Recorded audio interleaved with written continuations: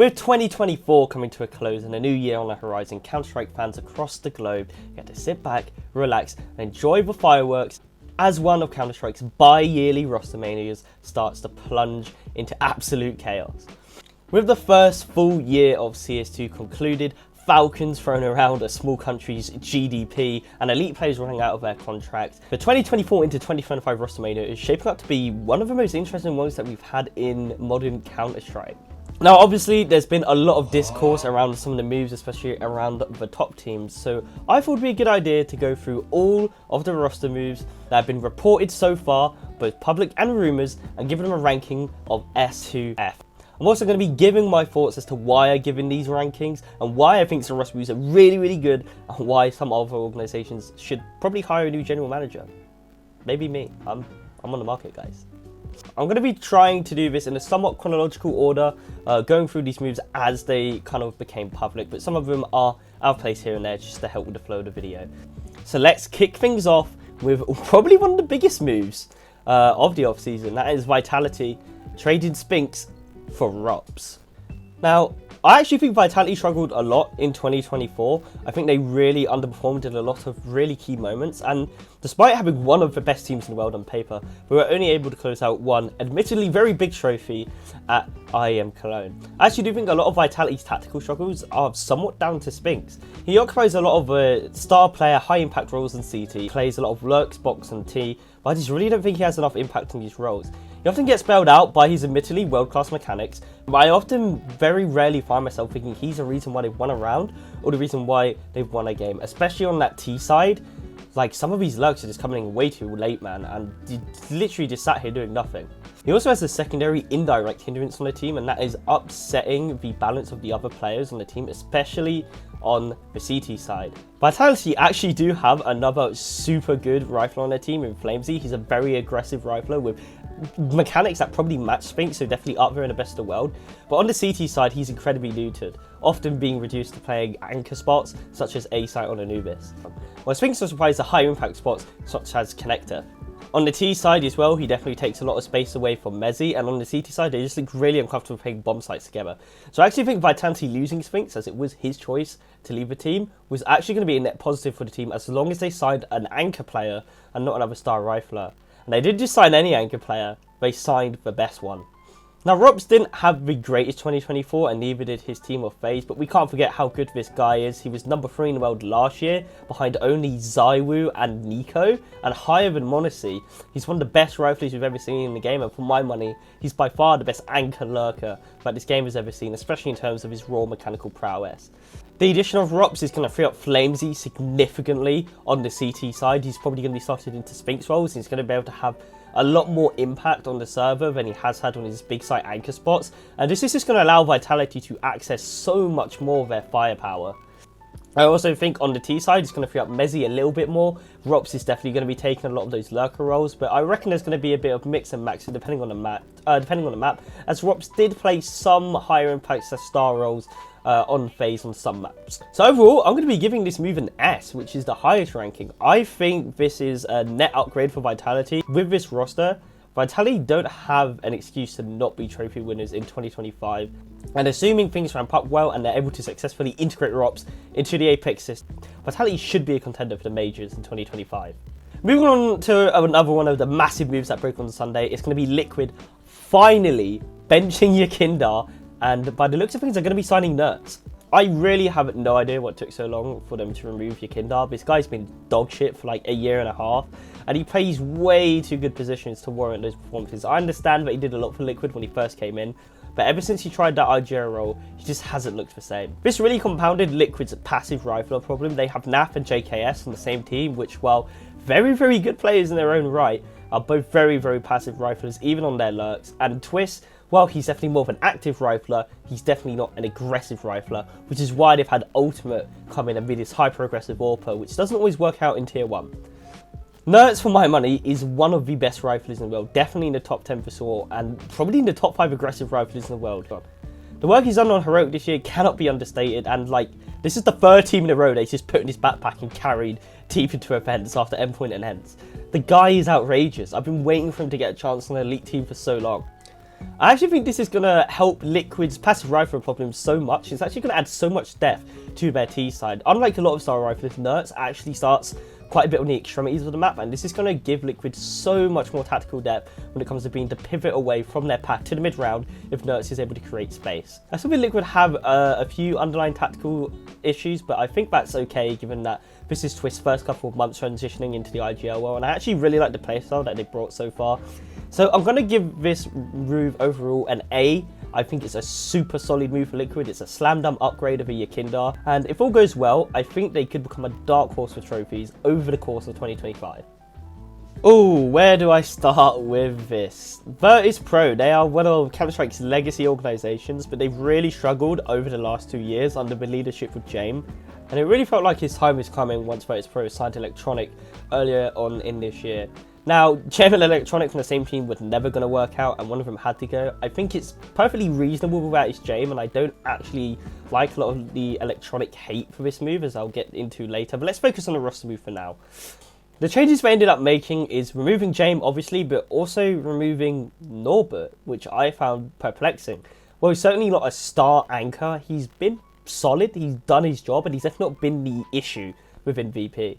So VP have opted to bring in Flamis from Game Illusion and Icy from C9, and what the fuck is happening here?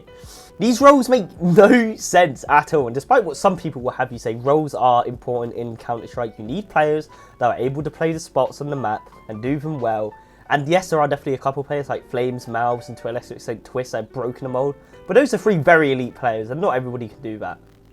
If you look at FaZe and Liquid throughout the year, you'll see their issue is that they have too many passive riflers and they aren't able to get anything going in the early round. Well, VP are now going to have the exact opposite problem, as they have 4 aggressive active riflers. Like, what is this? I think Flemings is actually really good. I've really enjoyed his time with Game Legion. And towards the end, where he started to show the most promise, he was moved into star rifler positions where he was free to just hold down W as much as he wants and really abuse his mechanics against some of the best players in the world. Now, he has played anchor spots before on Namigo, which is the team that Game Legion scouted him from.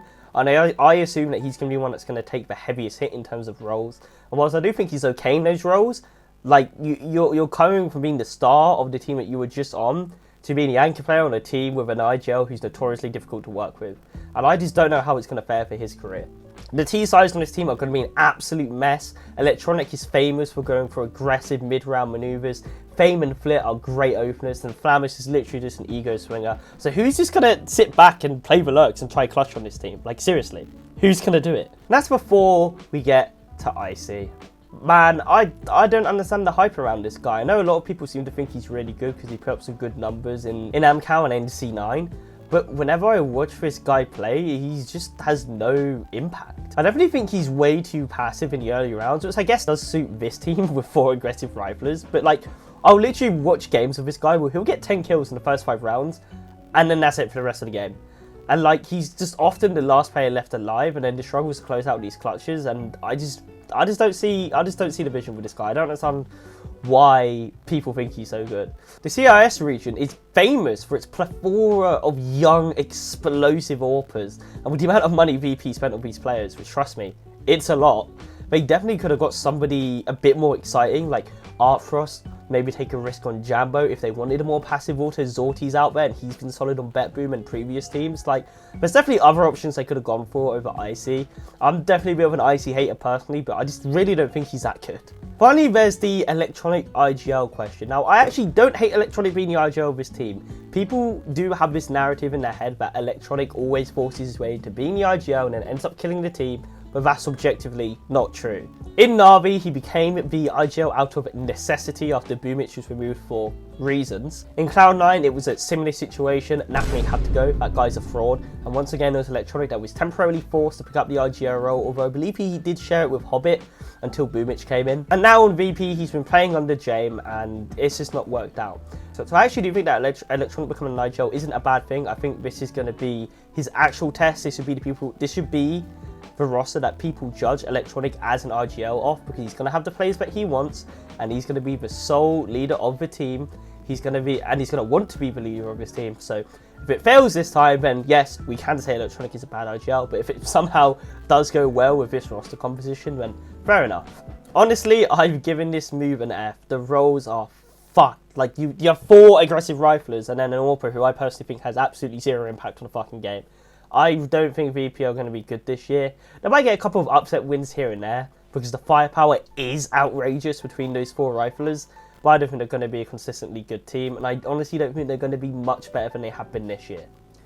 Moving on to another one of the big ones, it's going to be G2 obviously losing Nico to Falcons and signing Heavy God.